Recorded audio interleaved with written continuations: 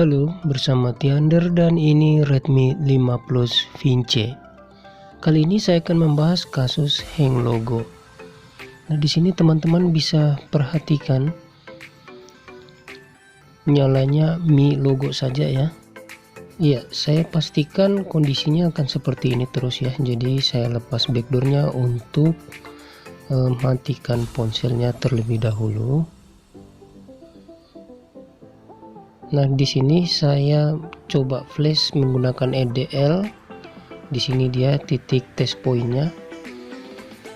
Jadi firmware yang saya gunakan yaitu firmware EDL Firehose 9008 ya, bukan pada posisi Facebook.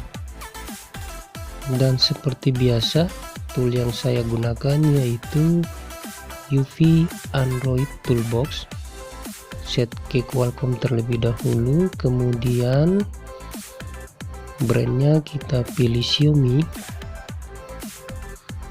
dan modelnya kita pilih Redmi 5 Plus Vince.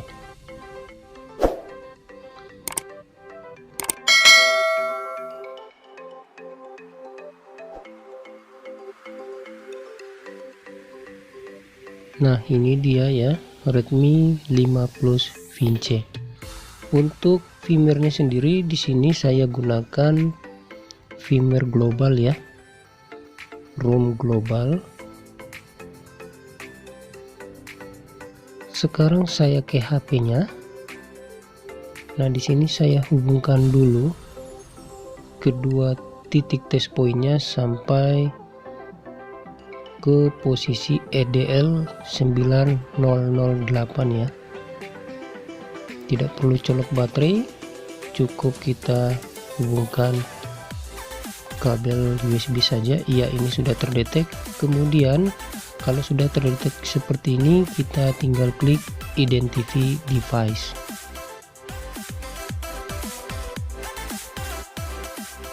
Ya, ini sudah terdetek ya tabel partisinya. Di sini untuk eMMC-nya menggunakan Skyhynix. Kemudian untuk internalnya 64 GB. Name-nya atau namanya di sini ada Vince, kemudian model Redmi 5 Plus. Nah, untuk status MiCloud-nya dalam posisi off ya. Tapi di sini kita tidak akan bahas karena saya cuma fokus untuk flashing ya. Oke, ini dia area security yang harus kita backup. Saya backup yang paling penting yaitu modem 1, modem 2 dan FSG.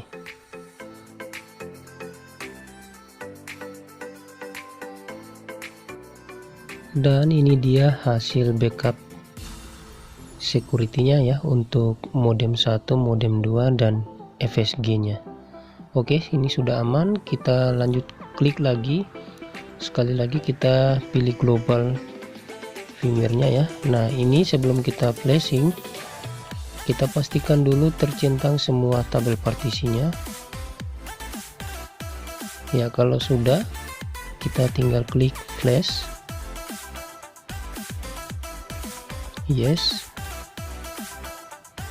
Nah, di sini teman-teman bisa lihat untuk proses flashing awal, primary GPT-nya saja sudah gagal ya, rapot merah. Kalau sudah rapot merah seperti ini, yang biasa saya temui yaitu kasusnya bermasalah pada eMMC-nya. Nah, solusinya itu mau tidak mau untuk rapot merah ini eMMC-nya harus kita cabut, kemudian kita repartisi ya.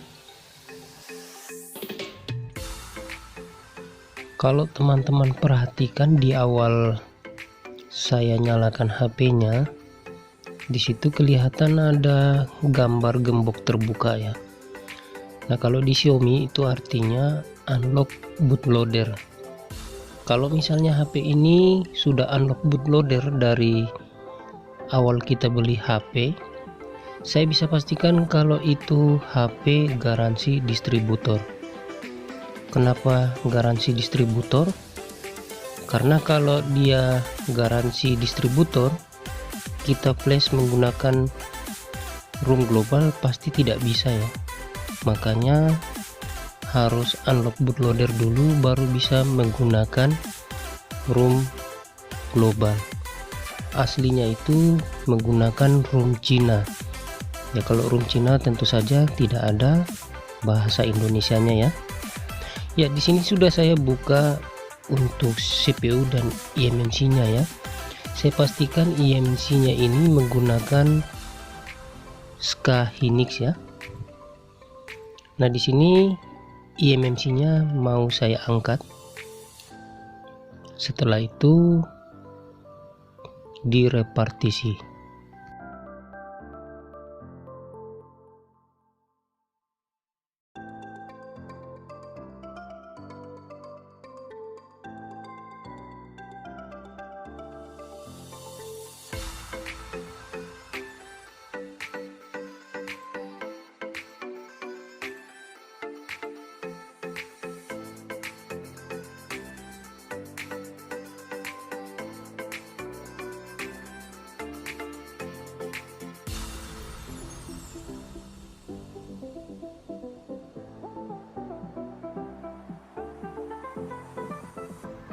Oh ini hampir lupa ya teman-teman, jadi harus perhatikan juga posisi kaleng di sebelahnya itu. Kalau misalnya IC power kemudian ada pendinginnya, sebaiknya dilepas dulu ya teman-teman. Jadi kenapa saya bilang harus dilepas, ini kan menekan IC power. Nah takutnya pada saat kita panasi eMMC, timah untuk IC powernya itu juga jadi meleleh ya. Kalau posisi meleleh kemudian tertekan dengan thermal pad, bahaya ya, yang ada malah bisa short untuk kaki-kaki IC powernya. Nah ini dia IC eMMC nya sudah saya cabut. Saya bersihkan dulu sisa-sisa timah IC nya ya.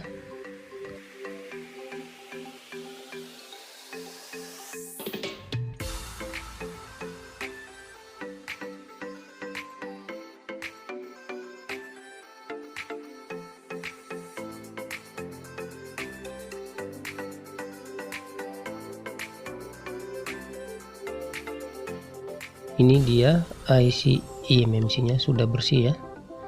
Nah sebelum saya repartisi eMMC nya, ini kelengkapannya saya rapikan dulu ya. Oke ini dia mort, ini adaptor untuk detect eMMC ya.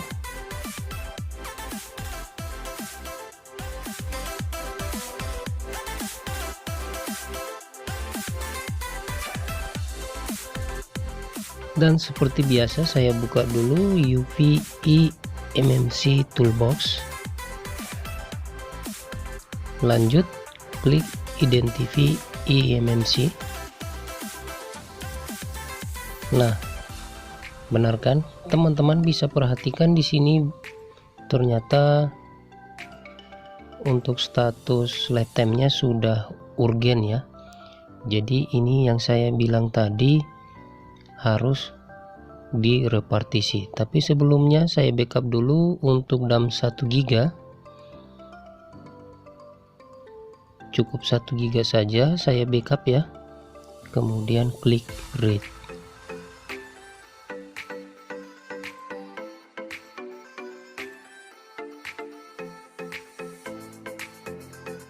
Dan ini dia DAM backupan 1 GB nya.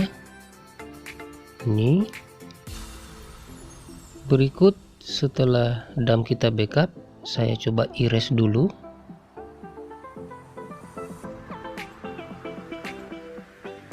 Nah kalau macet seperti ini berarti kita harus eMMC factory erase atau factory reset ya.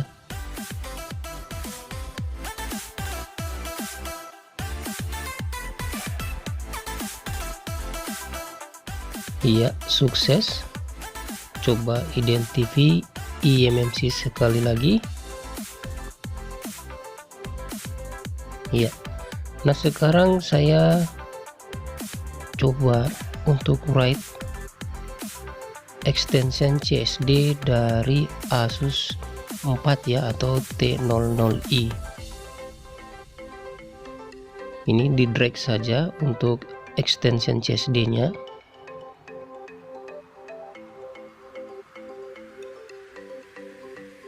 Setelah itu klik write.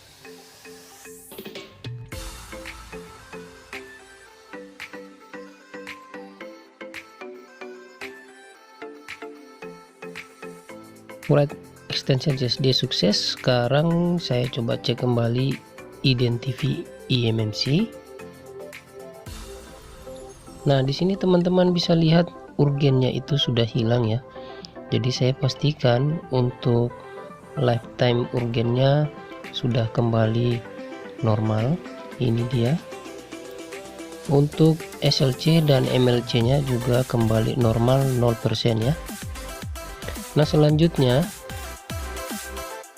set dulu partition config-nya ke Qualcomm supaya berubah ya, dari 0 kali 00 jadi 0 kali 38 ya. Ini sudah down. Coba kita identify eMMC. Nah, teman-teman perhatikan di sini sudah jadi 0 kali 38. Sekarang yang mau saya masukkan itu bukan DAM dari user area-nya ya, tapi boot 1 dan boot 2 nya saja. Nanti teman-teman perhatikan saja hasilnya seperti apa. Jadi prosesnya sama, kita drag kemudian kita klik write, dan prosesnya itu cepat ya untuk write boot 1 dan boot 2 ya. Ini sudah selesai teman-teman. Setelah itu identify eMMC lagi, kita pindah ke tabel partisi. Ini teman-teman perhatikan tabel partisinya sudah ada ya. Nah, sekarang saya coba drag user area-nya ke tab user area ya. Saya centang dulu ya. Kemudian saya write untuk primary GPT nya saja.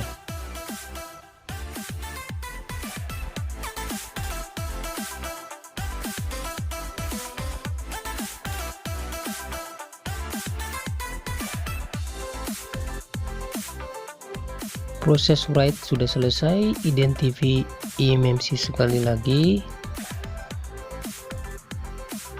Nah, sekarang saya coba lanjutkan untuk write modem 1 dan modem 2 nya ya.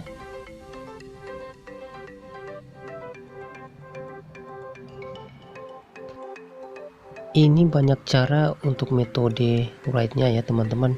Kalau teman-teman merasa ini ribet, bisa dengan cara masukkan DAM nya sejak awal tadi ya. Yang 1 GB itu tinggal di write kan. Tapi di sini saya selalu coba bereksperimen hasilnya seperti apa. Ya, hasil write-nya sudah selesai. Identify eMMC sekali lagi. Oke, sudah fix. Sekarang waktunya pemasangan eMMC.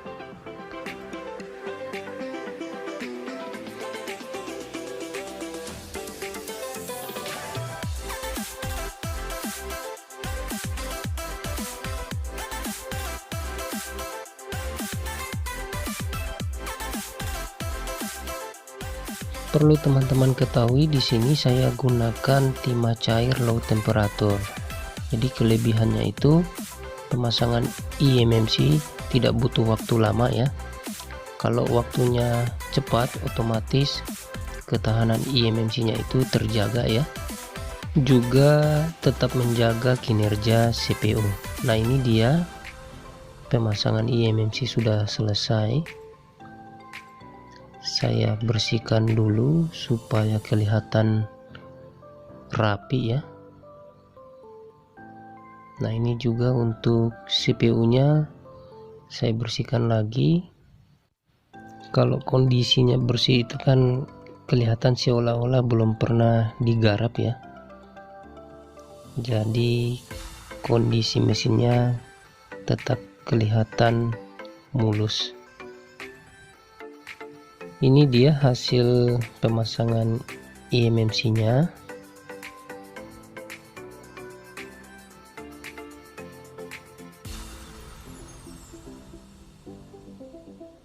Masih eMMC yang sama ya, SK Hynix.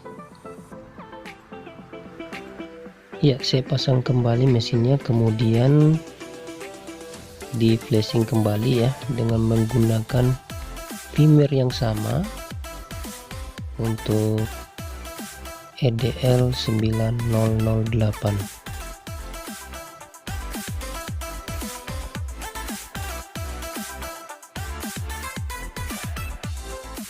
Masih step yang sama, kita set ke Qualcomm, kemudian pilih brand Xiaomi,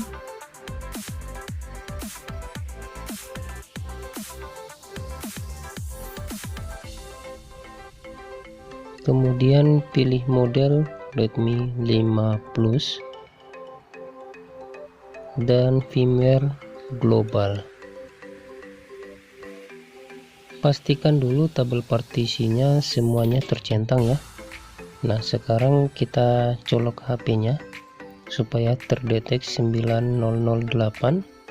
Nah, ini tidak perlu kita hubungkan test point-nya ya, karena udah pasti kondisi eMMC nya masih kosong, cuma terbentuk tabel partisi saja. Oke, kita tinggal klik flash dan kita tunggu prosesnya sampai selesai.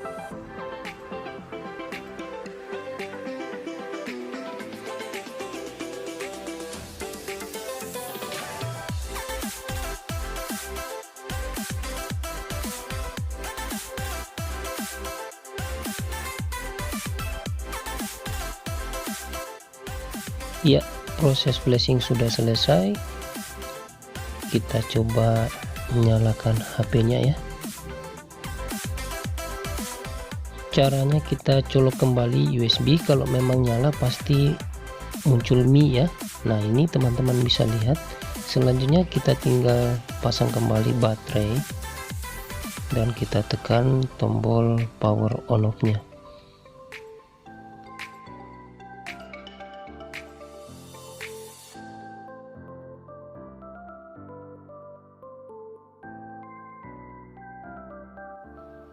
Kita tunggu saja loadingnya sampai ke menu. Di sini saya sambil cas ya, siapa tahu baterainya ini lowbat. Nah, ini sudah loading Android teman-teman, tapi tidak ada gambar gembok terbuka ya atau unlock bootloader. Nah, teman-teman perhatikan di sini setelah loading Android, HP-nya malah merestart dan seperti ini kondisinya. Biasanya ini karena lowbat ya teman-teman, dia biasanya mau masuk ke recovery, tapi karena lowbat jadinya seperti gambar tadi ya. Nah, karena tidak mempan menggunakan ROM global, saya gunakan firmware fix to recovery ya. Ini sangat mujarab untuk HP yang bergaransi distributor. Sebelum flash jangan lupa perhatikan modem 1 dan modem 2 nya jangan sampai tercentang, di uncheck saja. Kalau mau tambah dengan uncheck FSG boleh. Kalau sudah, pastikan aman. Lanjut, posisikan HP ke mode EDL, hubungkan kedua test point-nya, colok USB sampai terdetek port 9008. Kalau sudah, tinggal klik flash ya, dan kita tunggu saja proses flashing berjalan sampai selesai ya. Nah, ini dia yang saya bilang tadi, firmware-nya ini teman-teman sangat ampuh sekalipun HP-nya tanpa harus unlock bootloader untuk garansi distributor. Oke, ini dia sudah selesai. Kita coba lagi nyalakan, hasilnya seperti apa.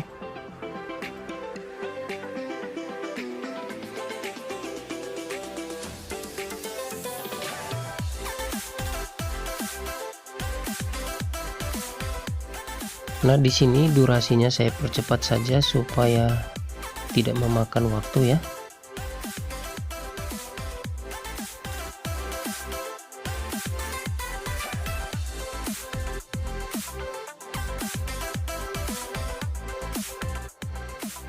Iya, akhirnya tembus juga ya.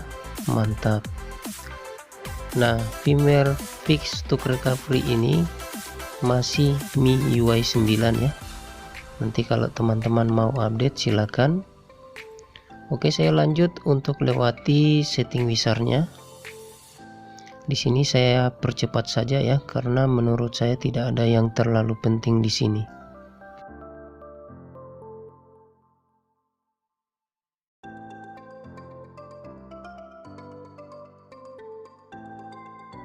Oke, sudah masuk menu utama. Sekarang saya coba cek email.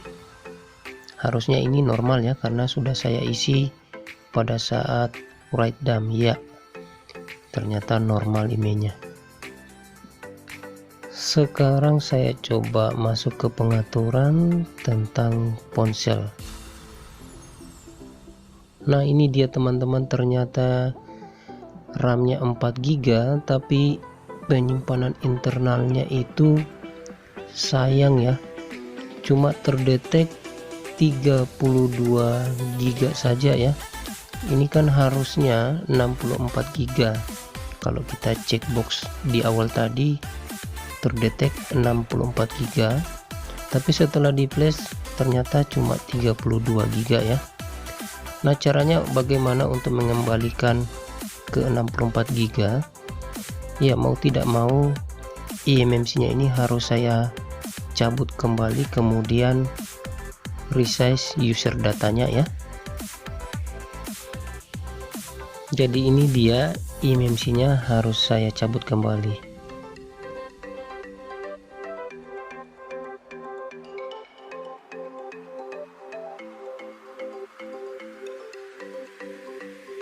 Ya, untuk mempersingkat waktu proses cabut eMMC nya saya skip saja ya. Saya yakin teman-teman pasti sudah tahu caranya seperti apa. Prosesnya tetap sama ya.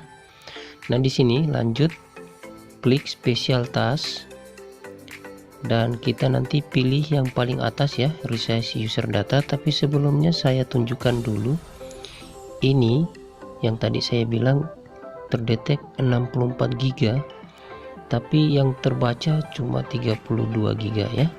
Jadi perlu kita resize user data dan relike partition.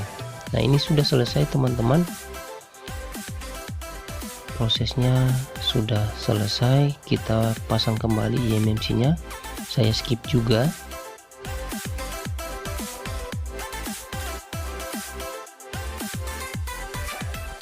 Nah, ini dia HP-nya sudah nyala dan posisinya seperti awal ya, seperti HP yang habis di reset. Dan saya harus lewati dulu setting wizardnya.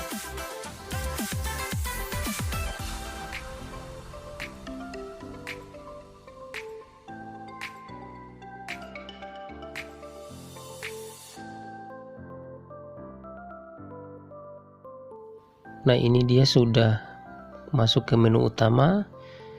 Saya pastikan emailnya dulu masih email yang sama ya.